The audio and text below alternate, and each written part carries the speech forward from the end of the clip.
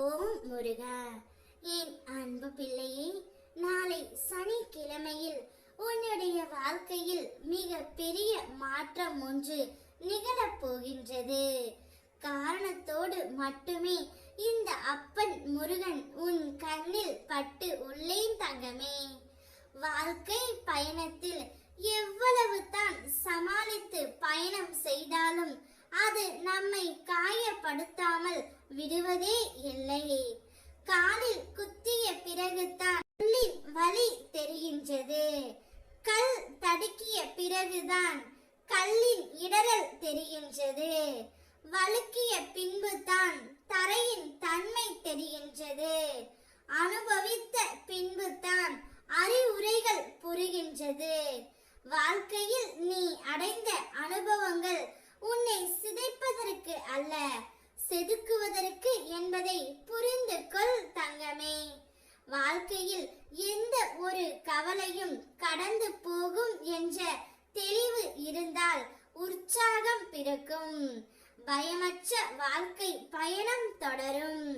மண்ணுக்குள் புதைந்து இருக்கும் விதை ஆனது எந்த பழங்களையும் ருசிக்க முடிவதே இல்லை.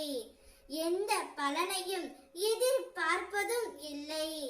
தான் மறைந்து இருந்தாலும் பிறருக்கு பயன் கொடுக்கின்றது.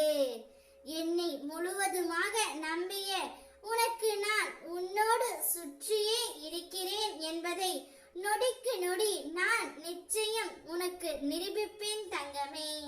உன்னுடைய வாழ்க்கையில் இனி அனைத்து மங்களங்களும் உண்டாகும். அவசரப்பட்டு செய்யப்படும் செயல்கள் எதுவும் அந்த இலக்கை போய் சேர்வதே இல்லை. நடந்ததையே நினைத்து கொண்டு இருக்காமல் நடக்க போவதை பற்றி யோசிப்பில்லையே. முயற்சி என்பது ஒரு விதை மாதிரி. அதை நினைத்து விதைச்சுக்கிட்டே இரு. அதுல சில விதைகள் வளரும், சில விதைகள் மண்ணுக்கு உரமாகிவிடும். இதுதான் உலக நியதி. நடக்கும் விஷயங்கள் எதுவும் நம் கையில் இல்லை என்றாலும் நாம் விடாமுயற்சியுடன் இருந்தோம் என்றால் நாம் கண்டிப்பாக அந்த இலக்கை அடைவோம். அதை அடைவதற்கு அவர்களுடைய கடமையை செய்வது மட்டுமே. பிரதிபலனை எதிர்பார்க்காமல் செய்யும் கடமை கடவுளை நெருங்குவதற்கான ஒரு வழி. பொறுமையும் நம்பிக்கையும் இருந்தது என்றால் நம்முடைய வாழ்க்கையில் எல்லா இன்பமும் நம்மை தானாகவே தேடி வரும். பிரச்சனையை பார்த்து பயந்து ஓடாதே. என் மேல் பாரத்தை போடு. வரும் பிரச்சனைகள் எல்லாம் வந்த வழியிலே போய்விடும். நாளையே உன்னுடைய வாழ்க்கையில் நல்ல மாற்றம் நிகழும். சந்தோஷமாக இரு. ஓம் முருகா.